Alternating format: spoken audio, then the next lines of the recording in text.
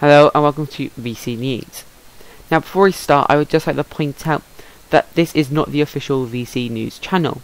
What is meant by that is that the staff and crew of VC have got no say in what goes on this channel. Therefore, this is not the official channel of VC, as the crew of VC are not in control, and this is not their news. However, we are still dedicated to bring you the news of VC. If you do not know what VC is, it is a Minecraft server. The IP will be in the description down below, as will a link to the Villagecraft website. Our first story. Staff decided that it would be beneficial for the players to have new random drops. This was decided after players urged staff to sell quartz in the temporary market. However, staff denied them of that request, as they said that the new market should be up and running soon, hopefully. Therefore, staff decided to compromise and added quartz to the new random drops. Quartz were added and were made as common as iron was. Then they decided that they would add elytras, but the elytra would be as rare as an apple. Because of this, people went to Hunter's Gold Farm. Hunter's Gold Farm is open to the public, and people went there to try and gain elytras, quartz, as well as gold and XP. Because of this, the rise in elytras grew rapidly, and staff decided that it would be more beneficial to take away elytras from Pigman random drop. Therefore, it was decided yesterday that the random drop of elytras from Pigman is now taken away. So if you go to a Pigman farm, also known as a gold farm, you would not gain any elytra. Now, the quartz is still in the discussion. Whether or not they will be getting rid of the quartz from the Pigman as well is yet unknown. And I would just like to point out that other mobs will still have the elytra and quartz.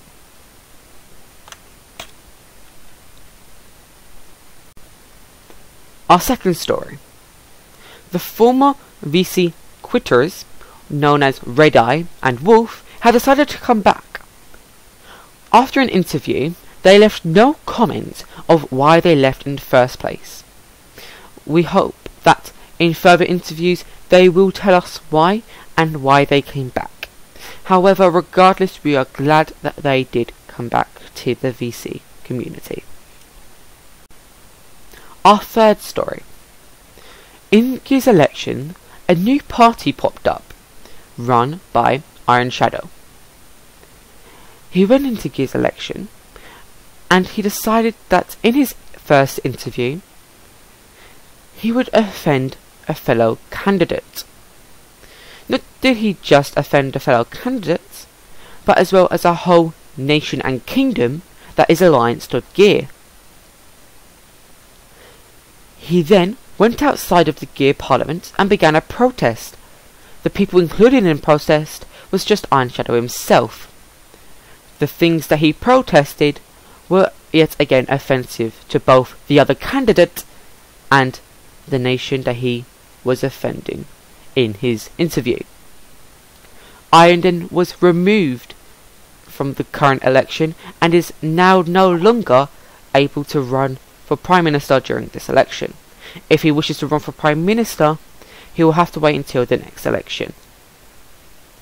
Because of this, he then said that he believes Gear's elections are rigged. He blames the other candidates for being involved. However, Gear has said that its elections are not rigged. He then claims that he was told by Gear themselves that they spend money wisely. As he walked out of Parliament, he saw a great big diamond sculpture in the sky. He says that this is not money well spent and is not money spent wisely. However, Gear government has said it was spent wisely to show their wealth, and it was also built a long time ago. Therefore, it has no current need of discussion. He also says that they need to put it in the newspaper. However, the monarchy of Gear says that there is no need for it to be put in the newspaper, as the news is meant to deliver new information and not the old information. Our fourth story. Cascada has now got a new town hall. If you are a citizen of Cascada, then please make your way down to the town hall and leave any suggestions you may have and read the rules to refresh. That was asked by the royal family of the Kingdom of Fiveton to their citizens. Our fifth story. Villagecraft has now got some new staff. You've probably been aware of this, but just in case you haven't been on and you are planning to come on, Villagecraft has now added 4 new moderators. Those are including King Neutral, Livid, Steph aka Nice Girl, and CDPIV. We would like to congratulate them on behalf of Villagecraft for this achievement. Our sixth story. Gear has made a new nation named Crystal Mount Hill. This nation is on a hill with a wall isolating it. The village was made to help those less fortunate. The properties there are cheap and they come with jobs. When you move there, you have a choice of farmer, woodchopper or miner. Gear says they hope this will improve people's lifestyle and gain people money. Our seventh story. If you are a member or citizen of Gierozlowski or Crystal Lake, you have now got the chance to get newspapers from your government. If you live in Gierozlowski and you have a mailbox in the post office, you can expect to get the newspapers in your post. And if you live in Crystal Lake, your property most likely has a mailbox outside, so do go and check it for the news.